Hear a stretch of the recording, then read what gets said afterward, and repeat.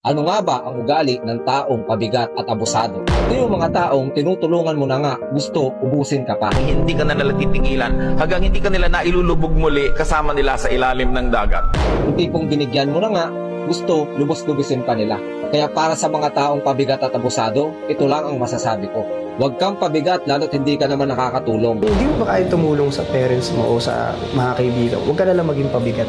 Masyado kang umaasa sa mga taong tumutulong sa'yo na akala mo walang sariling buhay at binubuhay. Hindi niya obligasyon na tulungan ka panghabang buhay. May sarili din niyang obligasyon kaya hanggat tinutulungan ka, tulungan mo rin ang sarili mo.